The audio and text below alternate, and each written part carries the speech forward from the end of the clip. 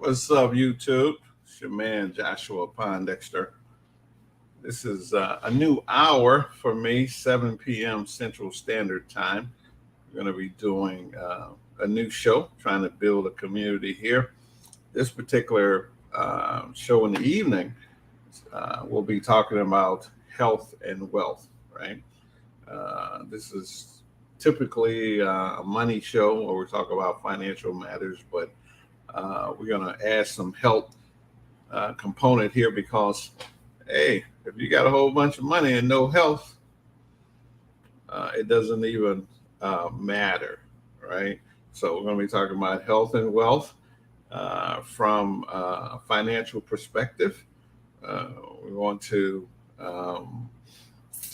impress upon you that why you should take care of your health, right? Well, one reason is that most people are going to live. Been in the insurance industry for over 3 decades, and in that particular business, you get in tune what's called actuary scientists, right? Where the insurance industry, they know who's going to live, who's going to die. This is why they're so profitable, right? Because they know that most people are going to live, and most of us don't plan for living. And even when we plan for retirement, we don't plan for a health issue, right? Which most people will run upon that concern and have a health issue, right? So this is a new hour, 7 p.m. Central Standard Time on Monday. We're going to be talking about health and wealth. So we want you to subscribe, like, share, comment, right, with your health concern. And I won't be the only person that will be on the show. I am going to be bringing on some health professionals. I'm not a health professional, but we believe in being healthy, right? We've been learning how to eat for over 25 years, right? I decided to stop eating meat and go to a plant-based life and just trying to eat, learning how to nourish my body. Trust me, after so many years of eating wrong, it's not that easy. And then with the ease of getting processed food and fast food and restaurant food, wow, it's a challenge, right? So health and wealth. So this is what we're going to talk about, right? So not today. I don't know how old you are or how old you will be tomorrow, but you will live and you will age well. Okay, this is our hope for you. So we're going to look at healthy people, right? Healthy people at age 65 years of age until you pass away.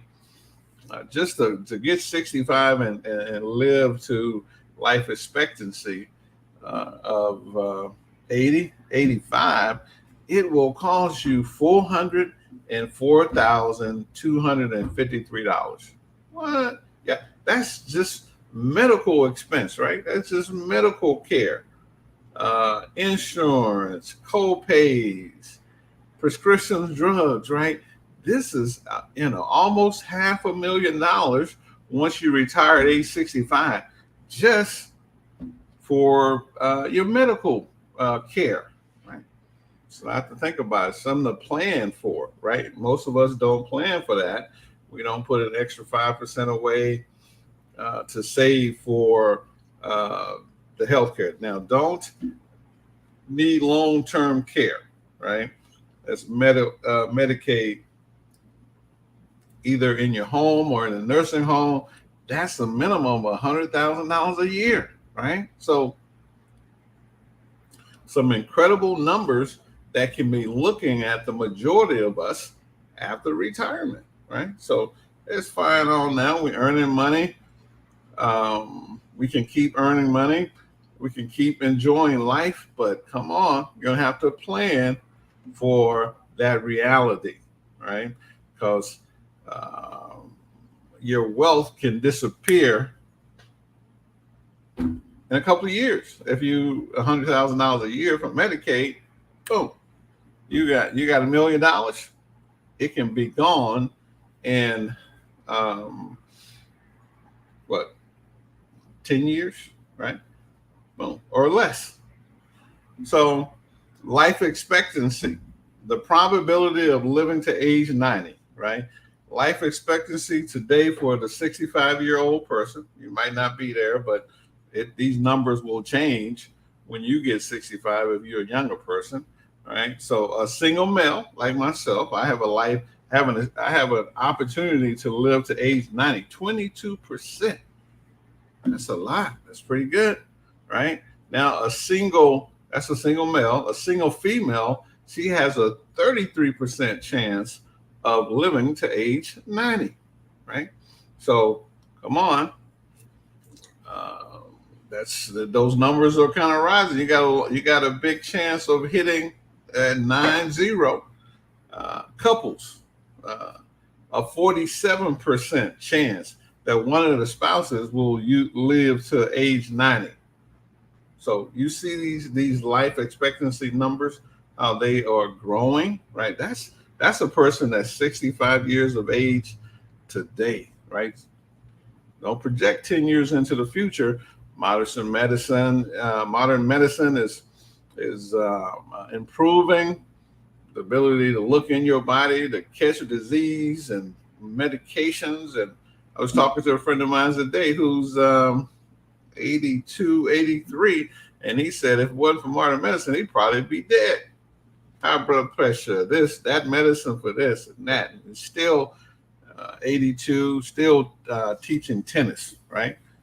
A living, right? So now let's look at genders, right? And this is the female, because the female, as we know, the woman outlives the man, right? So she lives on average 5 years longer, right? So if you married and your husband lived to 90, you're going to be here to 95 on average, right? 80% more likely to be impoverished after 65, right? So my female audience, women, you need to be doing something different than men. You're going to outlive them, right?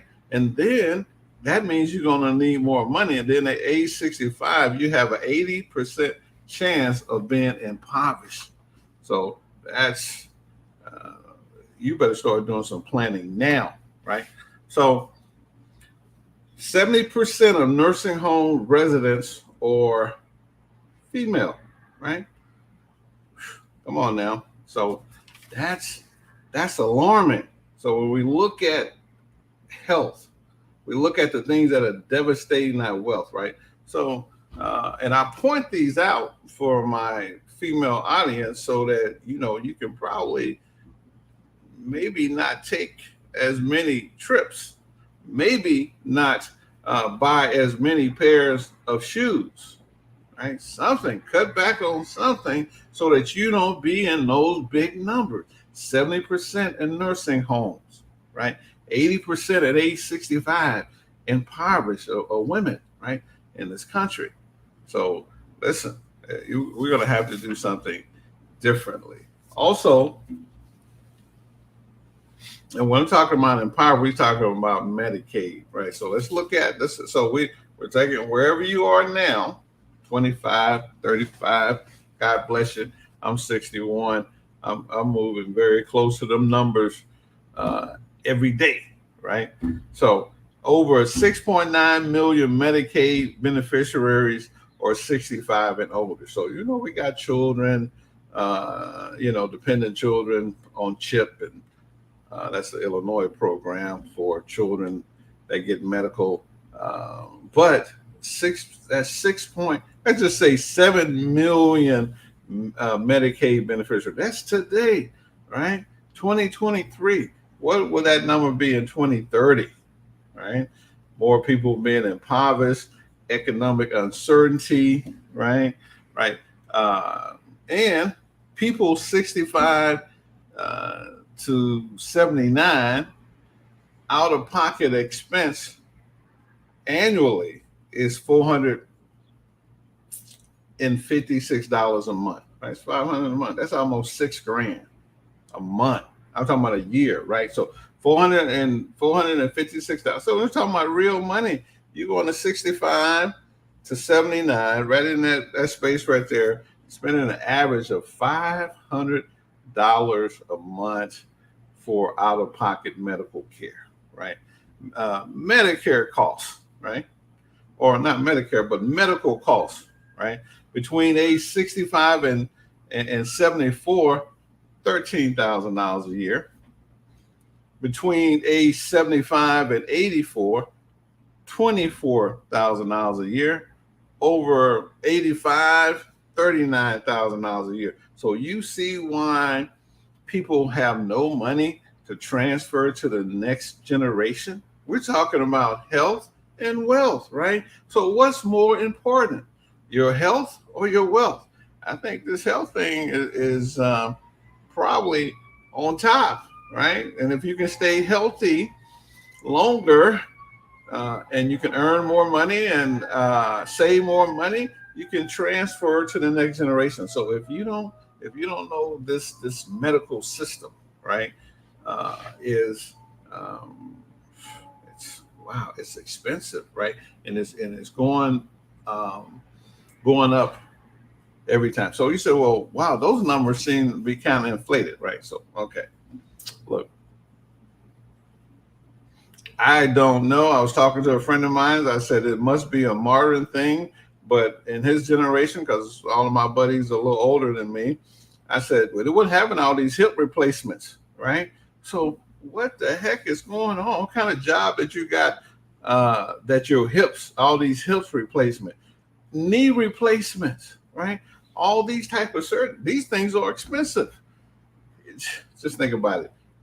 Just think about your friends, families, neighbors that have had hip replacements, knee surgeries, back surgeries, all of these things. Because it must be that you go to the doctor and the doctor go like, oh, you got a bad knee. Let's go ahead and do some surgery.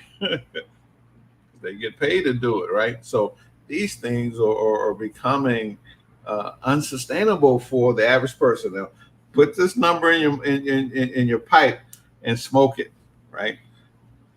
A healthy 65-year-old person in America, right?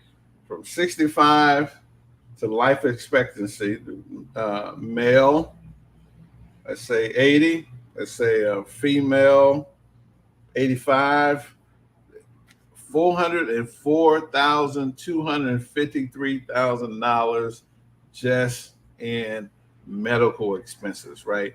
Prescription drugs, insurance, all these things, right? Yeah.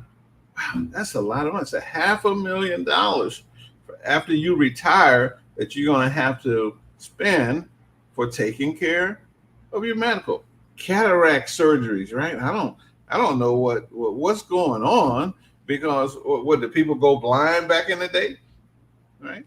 All these things are adding into a very, very expensive mix, right? So if you don't believe that your health is paramount, this is why I'm sharing these numbers with you, right? Because you might be a young person listening to this, right? Or you might be middle-aged listening to this, or you might be a young retiree thinking, oh, it's smooth selling. You can run up on a medical emergency and be flat broke within 3 years going into that medical system, right? So here's what we want to get you to understand is that there are ways to live better, right? So this is a new segment for me, health and wealth. I'm on there today by myself. This is going to be Monday, 7 p.m. We're going to be talking about health and wealth. We're going to be bringing on people who's nutritionists, whatever their modalities are, that clients I have, people that I utilize, massage therapists, psychotherapists, right? So that we can begin to really take care of our health, right? Because that's another thing that's killing us, dementia, right? What's going on? Is it food related? Is it vaccinated related from getting those vaccines? What's going on? So we're gonna have people that's able to speak, to that reality, right? Not just what I think. All right. So 7 p.m. Central Standard Time. That's what we're going to be talking about. It's a whole bunch of money. Medicaid, and then if you go to Medicaid, and Medicaid, most states have a Medicaid recovery plan program, and they asking your heirs for your life insurance. After they pay the funeral costs, you had a $300,000, $500,000 policy. They paid a little $25,000, put you away royally, right? And then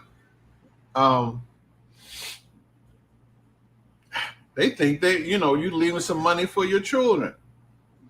Medicaid will come and get the rest of that money because they saying, hey, you owe us $300,000, $400,000, right? Okay, and then that's that Medicaid recovery plan, which states are going. So Medicaid planning, Medicaid avoidance, spend down avoidance is critical, right? My commercial, Pondexter.com, we do that type of planning. We help you take your assets off of your line item, so they won't be in direct fire of Medicaid, spend down, probate, things like that, right? So very critical and need for information. So we said health and wealth, right? So that's the scary part, right? To age in America, and when the medical system see you as a cash cow. Can you imagine? Most people never make $10,000 a month in their life, but when they get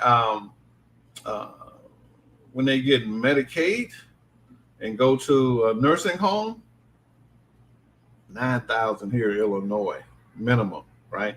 Me in New York City, right? It might be $12,000, $15,000 a month, right? Most people never made that much money in their life. So, wow. Well, think about it. So now, what are you going to do, right? Paint the picture. I hope I painted in a way that makes you want to take action to protect your wealth, right? And more importantly, protect your health, right? That's what we want to do. We want to protect your health, right? So there are factors that affect the longevity of life. So everybody want to live a long life. Everybody want to go to heaven, but nobody wants to die, right? So that's the mantra, right? So here's a synopsis. Do you know what factors make people live longer? Is there any difference between longevity and life expectancy? What are the two main determinants of longevity? Does gender or marital status impact longevity? Let's find out, right? Okay. All right, brother Kevin. Appreciate you for always tuning in, checking us out. So let's look at that. We ain't gonna be here all day, right? Longevity and life expectancy usually convey a significantly longer period an average person can live. Life expectancy is statistically the average number of years left to live at a given age, right? So I'm 61. My life expectancy, I'm taking it to 90, right? So I got some time to live, right?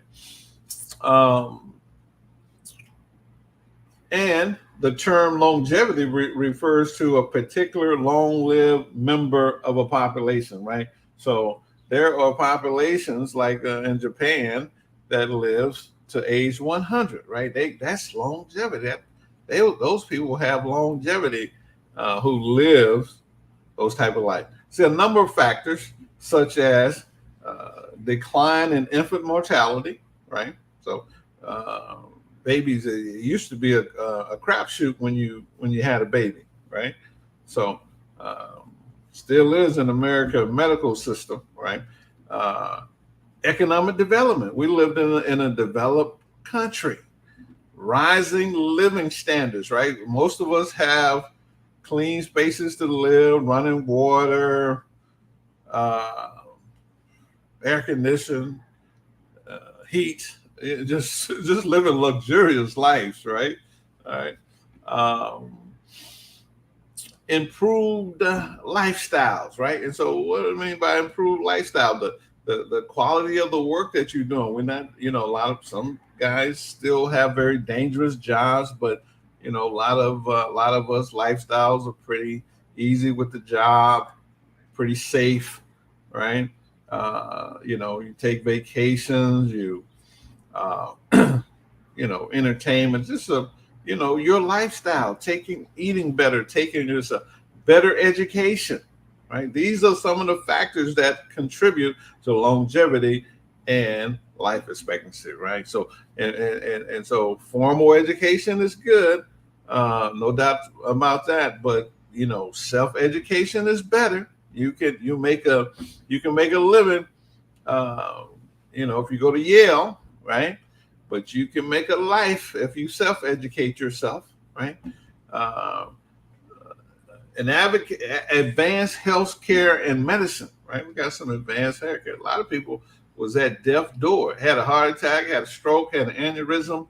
That used to be the end of the rope for you, right? You didn't leave the house. Now, 911, ambulance come, whoop you in there, get some drugs in you, keep you alive, get you back going, right? Having contributed to an increase in life expectancy in the last century, right? So in the last 100 years, we have seen people go from an average of life expectancy mid 50s to the 80s, right?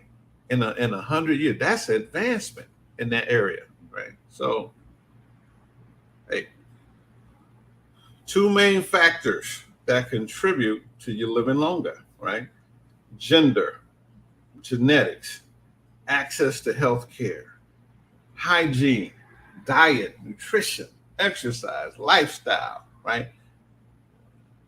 Uh, Not plant-based eater. I don't drink alcohol. I don't smoke. I don't gamble. That's lifestyle, right? Crime rates are all important variables that affect life expectancy, right? So gender, uh, genetics, healthcare, right? So in an undeveloped country, you don't have a lot of healthcare. I could not feel bad in my chest. I could just probably jump in my car and roll 2 minutes. I'm at urgent care that way, and I go that way. you know, 5 minutes. I'm at urgent care, right? And I keep going. I'm at a hospital. Man, that's access to healthcare. Just think about it. Think about how fortunate and blessed we are, right? Um, Crime rates, right? I know, yeah, I live in the Chicagoland area, but I live in the suburbs. And a lot of people tell me, oh, it's a bunch of crime in Chicago. I don't know what you're talking about. There's pockets everywhere of crime. And trust me, crime in Chicago is intelligent. It knows where to go, right? And if you stay away from those places that crime go, you'll be okay, right? Evidence-based research shows that genetics and lifestyle choices are the two main determinants of longevity, right? So you got good genetics, right?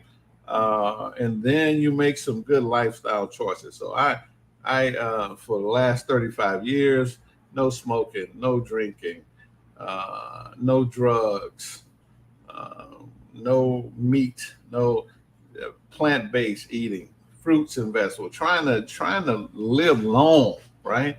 And then genetics, Man, my daddy blessed me, right? Don't know about y'all, right? So those are the two main factors.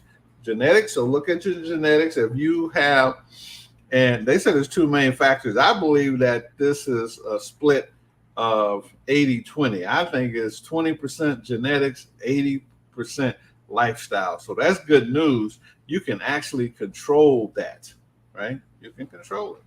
So we're talking about what you can do to impact your longevity and your lifestyle, right? So factors that affect longevity for life, right? Gender, right? Male, female, you really have no control of that unless you buy into this new philosophy, right? You may, but women outlive live longer than men, right? And here's some factors around that, right? Well, women don't work dangerous jobs like men. Uh, Women don't go to war like men. Most women, uh, you know, yeah, I'm trying hard to say this. Most women weigh less than men, so that that's a when you have more weight on your body, that's affecting your organs, right? So most women don't get involved in skydiving and risky activities that you could lose your life, right? So those are the factors why gender plays a role for women living longer. God bless you, right? Genetics, right? That's your mom and daddy, right? So if your daddy had a bad heart, or your mama had a bad heart, that's your genetics, right? Uh, I'm not talking about high blood pressure, diabetes, the things that has to deal with that fork, right? I'm talking about your genetics, right? Uh, Disposition to rare cancers and all those things that can be genetically passed on, right? So uh, prenatal and childhood condition, right? So this is critical, right? And you are who are having babies, make sure that baby get good prenatal care. Make sure those babies are having great childhoods, right? So that they don't turn out to be mass murderers and killing people and get themselves killed. All of that stuff are factors. Education, right? Once again, in this education, even though statistics are saying this is formal education, I think is self-education as well, right? But you'll find that people who have bachelor's, master's, PhDs, they live longer, right? Because they're interested in learning, so they'll take some time to learn about their health, and then of course they make more money in the society, so they can live in better condition. All those other things, right? Social economics uh, will play a role next, right? But education will give you social economic status, right? So education, so get some training, carpenter, electrician, something, so that you can make you some decent money, so you can eat decent food, live in a decent environment, right? Longevity. So social economic status, right?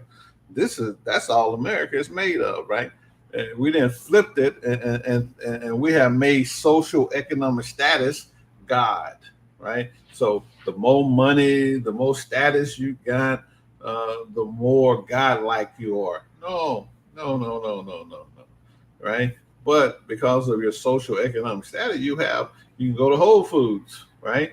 You can probably afford a cook if you're a single man like me, right? So that does play a part, it's a factor in longevity, right? Marital status. Right? So when two people are married and in love, they want to see each other live longer and be happy, right? if they're genuinely in this relationship of cooperation and teamwork, you generally see it weighs out in the statistics that marital status, people who are married live longer, right? But I found a way to hack that factor right there, right? Because when you read the research in detail, you'll find that people who have someone living with them, right? Plant, a dog, whatever, cat, right? So I don't like animals, so I won't have any animals living with me. Plants are okay, so I just invite God to come into my dwelling place, right? So I got the living God living with me, right? That's my hack on marriage. Like lifestyle, right? Like I tell you, last 35 plus years, no alcohol, no tobacco, no drugs have passed these lips, right? 25 plus years of eating no flesh, right?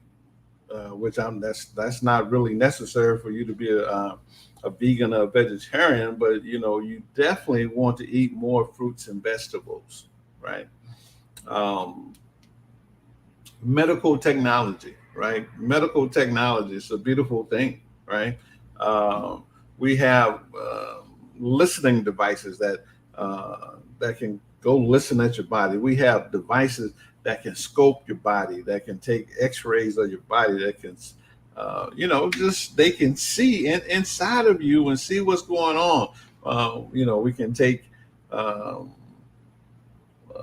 saliva, urine, all of your waste, and we can determine what's going on in your body. This is medical technology. This stuff was not available. We had to look at your skin, look at your nails, look at your eyes, look at your hair, some Chinese medicine stuff, and see, what's going on with you, right?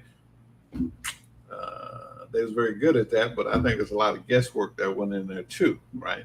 So medical technology is a factor that's causing the people to live longer, right? Ethnicity and migrant status, right?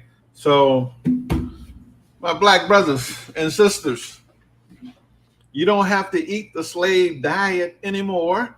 You can let it go. You can go to Whole Foods, right? You can eat a salad. You can eat fresh fruits and vegetables. You don't have to eat macaroni and cheese, candy yams.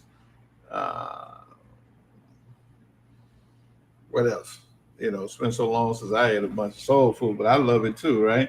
So you don't have to, uh, because you black, you don't have to eat like that anymore, right? Eat all this fried chicken, fried this, fried that, right? So I don't know if you remember. I know Clarence Thomas remember when he became Supreme Court judge, that this one white senator said, well, we wish Clarence Thomas luck. We wish that he would eat all the fried chicken. He won't and die, just like a whole lot of black folks. He said that, right? I don't remember his name, but I remember him saying that. But like, whoa, he even know about y'all and the fried chicken, right? Ethnicity, right? So where you from? You're from the Mediterranean, got that Mediterranean diet, right? You're from Asia, you eating like, got that Asian diet, right? So that makes it in migrant status, right? I'm gonna tell you, when you travel this world and you go to, I don't call these places third world countries, I just call them undeveloped, right? These undeveloped, so the undeveloped people eat like royalty, right? They eat like rich people. The middle class and poor people eat like poor people, right? So how do rich people eat? They eat a lot of fruits and vegetables, right? So those migrants that come over here and they used to eating a bunch of fruits and vegetables in their country, they keep that going, right? So that contributes to the lifestyle. So I'm gonna tell you something. If you don't know, Donald Trump know it, because that's what he was saying. He said, I don't want all these Mexicans coming over here, right? He had a whole list of reasons, but he want to tell you the truth. Mexican immigrants live longer than any other people in America. I don't know why, right? But there's some factors, right? Married, boom, right? So they live longer. Mexican Americans, right? These are the factors. Location, right? So I live 27 miles from downtown proper Chicago, right? So I'm just, I don't have as much environmental stress as living in the city, but I would have even less if I live 50 miles outside of the city, which a lot of people do, right? And I know where those places are. And their life is a little more stress-free than mine, right? So living 50 miles outside of a major city reduces your stress in half. And the environmental noise, the environmental pollution, the people, all that stuff is reduced in half, right? So location is important. As I stated earlier, there's a village in Japan where they have the largest number of centennials, and these people are active and healthy because of the factors, right? Living outside a major city, clean air, they do servile work, they still garden and do things like that. They eat good fruit, they have friends and families, all those things contribute to longevity in life, right? So we're going to give you those factors. Like I said, this is Monday, 7 p.m. Central Standard Time. We're going to be coming here. This is just introductory. I'm going to be bringing on other, health practitioners, right? Cassandra, to kind of talk about more in detail the health, right? I'll be talking about the wealth, right? So as we told you, at age 65, a healthy person is going to spend over $500,000 just with health care till they die, right? Don't add $100,000 of Medicaid in there if you get sick, right? So listen, health and wealth, I don't care how much money you accumulate, it could go like that in 24 months with a serious health issue, right?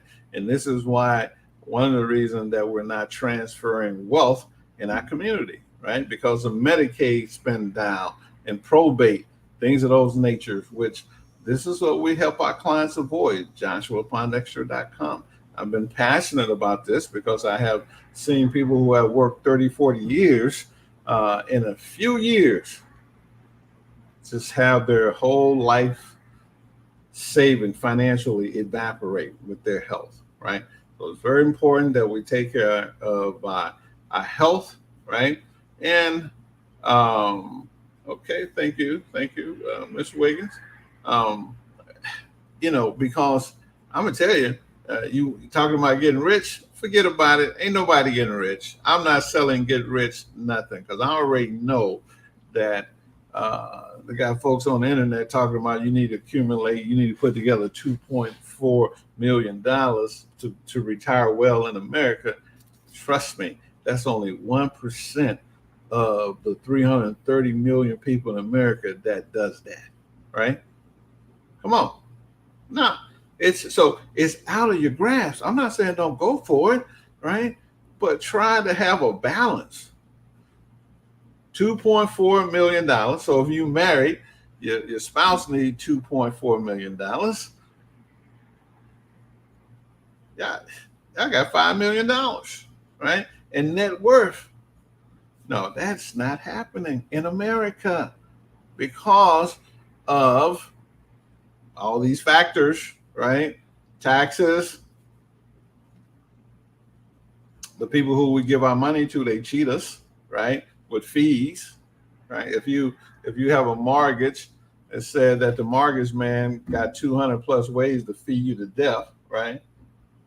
Uh, no, this has nothing to do. This show has nothing to do with the Passport Brother movement. This just asked me about the Passport Brother movement. I'm gonna answer her question. The Passport Brother movement is alive and well, right? That's the black sector, the red pill, the manosphere. These things, these white boys been doing this forever.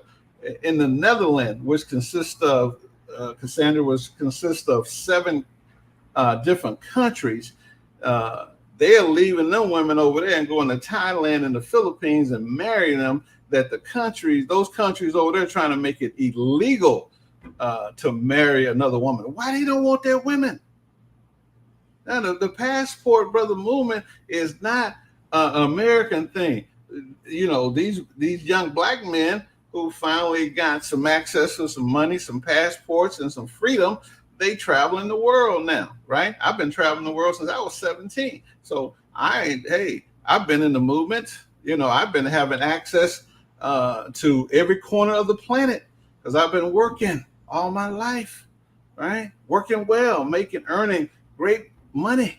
So no. So that little thing that you hear about black men, right? That's something new to you. But I'm telling you, in Britain and in other places, all these European countries, these men have been left, right? I don't know why they don't want their women, right? But that's not what this show is about, right? This show is about health and wealth, right? So if you want to learn something about how to take care of your health, if you want to learn something about how to put some money together, this is what this is about, right? Because there are bandits after your money, right? They're called taxes. 50 to 70% of your income is exposed to taxes. Then add on insurance, home insurance, car insurance, health insurance, life insurance. The average American is burdened down with all this freedom, right? Come on now. Yeah, no, this ain't about this show now, right? I got other shows I'm doing Wednesdays at noon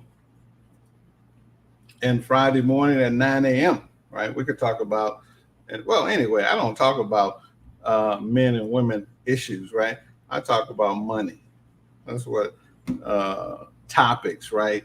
How to take that little money that you got, that you earning, and how to maximize it, because ain't nobody making no money. You know, you can stop the cap. Statistically, ain't nobody making no money.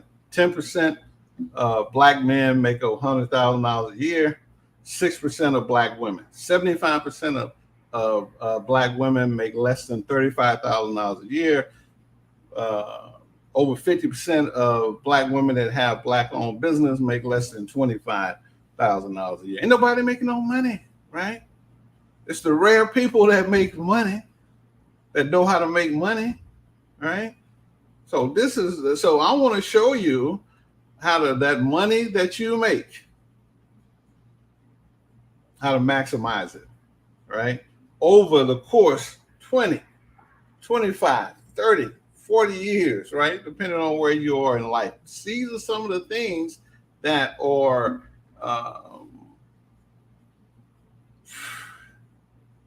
impeding wealth creation, right? This medical thing, right? I have had, so just last month, right? And this is one of the reasons that I really started the show, is this just last month. I had 4 people contact me. One in the rehab, medical rehab. Don't think he'll ever get out, right? His wife has passed away. They don't think he'll ever get out. He has a nice, almost $400,000 mortgage-free property over in High Park, that if he died and don't leave it to anybody, it's just going to go back to the people, right? Yeah. It's calling. I'm talking about you black folks call at the last minute, right? With getting your estate in order. Yeah, yeah. So that's what's critical. Cancer. Mm.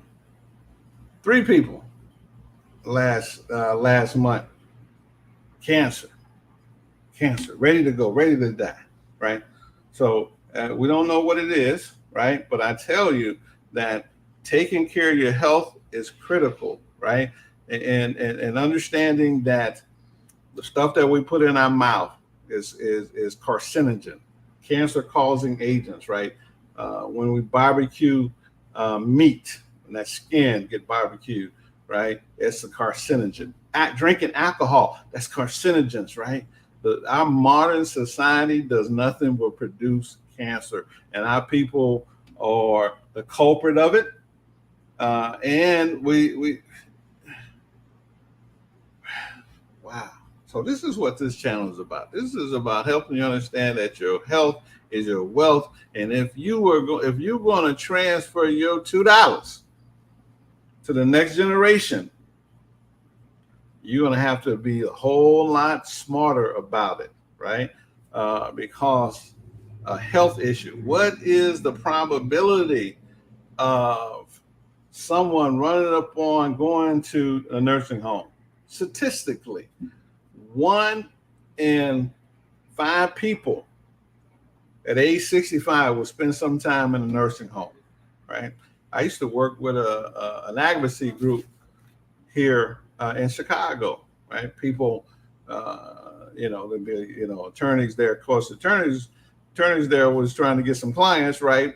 Nursing home abuse and things of this nature. This is a big deal, right? You young folks who are young and healthy, listen, you're heading in that direction. It don't take nothing but one slip and fall, right?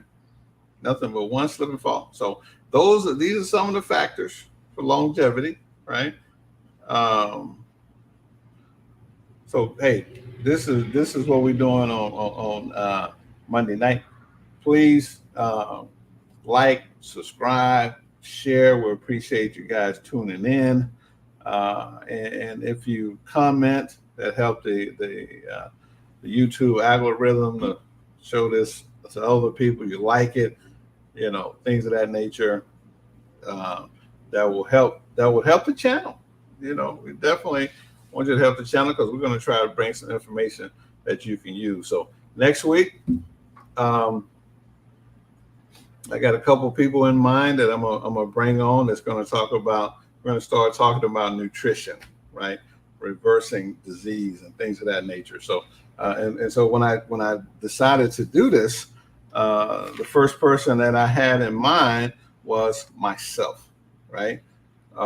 Because I contracted, they said, the COVID virus, got the long hauler symptoms, took a brother out for about 1.5 years, right? And which one of you guys could not work for 1.5 years, right? Come on, man. It wasn't even no joke. I didn't feel like working. Didn't think about working. I helped a couple of people who called me. If you weren't calling me, I wasn't calling you, right? So I said the first thing I had to do, I need to get back to the optimum health that I want to be at, right? Okay. All right.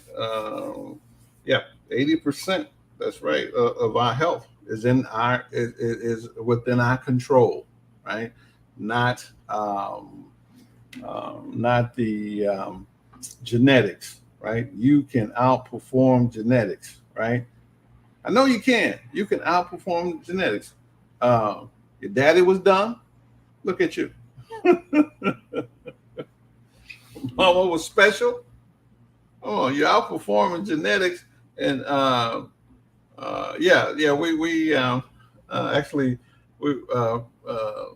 Brother Gerard, that's what we were saying earlier when it comes to genetics, which is bullet number 2. That is 80-20, right? that is 20% genetic, that is 80% what you put in your mouth, right? So you can outperform your genetics. So if you got genetics where you have a disposition to heart disease and other things of that nature, right? It would behoove you to really focus on that nutrition. So, I don't want to, sound like, I'm an expert or anything like that, but I've been studying nutrition for over 25 years. And I know that every 12 months that this body is brand new. Every cell in our body is renewed. But what happens is that we continue to replicate bad cells, right? So if you have some disease in your body, it's best to start fasting and eating very high nutrition, right? So you can actually cure yourself. That's what Dr. Sabi used to do, right? All those guys. So we're going to bring some of those people onto the platform, let them talk about that. We're going to bring some clinicians on, and we're going to talk more about nutrition and the relationship, to Alzheimer's and things of that nature. These are stuff that's within our control, right? So this is what's happening. 7 p.m. We're coming Monday, 7 p.m. This is going to be the deal. I'm not going to be here, talking, myself. I just wanted to, let you know that. And so I know some people came in later, but we were talking about health, man. We were talking about, I'm gonna give you some more of these statistics, right? That the probability of living to age 90, if you're a single man, 22%,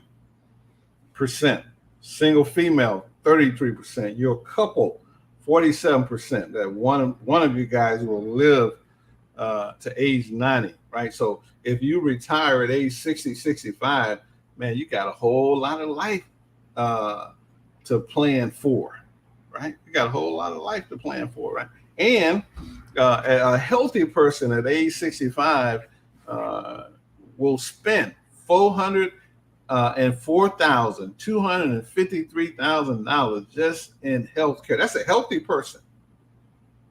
That's $500,000 at age 65 till you get out of here. You're gonna need to have. So when you sit down with a financial advisor, they should be helping you plan for that eventuality, right? That should be calculated. You should have a pot of money available for that, right?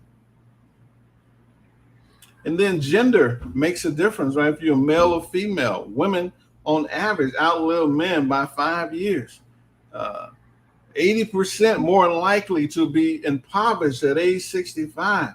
So women, you make less than men, you live longer than men, you need a financial advisor, right? 70% of the nursing homes residents are comprised of women. Women are facing a particular challenge, right? I think on one of my shows, I think Wednesday or Friday, I'll talk about the minefields or the pit that women face in retirement that are totally different from men, right? So we'll put that together for you. But these are some hard, glaring facts that will will zap you of your wealth, right? I know I got some friends and they talking about, so what you doing? Oh, I'm just chilling, maintaining, right? I said, hey, you ain't even 60 years old and you retired, and you better be still at it, right? Because they didn't even know about that $500,000. So if you married, that's $1 million that could potentially that you and your spouse going to need for medical care. That's a healthy person. Just insurance and treatment and come on, man. This is serious. This is serious about your wealth. So you need to, if your financial advisor, people that advise you, they're not taking this in consideration, right? You might want to get a new one. Okay, you might want to get a different one because this is a big, big issue, right? So listen, we've been on here long enough, about an hour. Appreciate you tuning in. If you didn't get here from the beginning, you can go back and get all that data that we shared about Medicaid, right? Medicaid spend down is devastating our community, the Black community. This is why we cannot transfer any wealth to the next generation. Big Mama retired. She had $200,000, right? And she got sick. Don't like that. Don't, right? So there's Medicaid planning that can be done beforehand, right? That could keep the majority of that money in the family. Holler at your boy, JoshuaPondexter.com. We can help you, right? We can help you. All right. So I'm looking at this clock. I don't want to be no more than an hour, but hey, listen, this is going to be exciting. I'm excited about this. I'm going to be doing some collaboration with some people, and that on the health topics, right? And can talk to you, and then we're going to look at what impact would that have in your pocket to be institutionalized because of bad health, right? Yeah, man, to drain, right? So listen, we appreciate you tuning in. We want you to like, subscribe, share. The channel is new. We're trying to build it. We've been putting energy in here since the beginning of the year. It's doing really well. We're happy with the progress.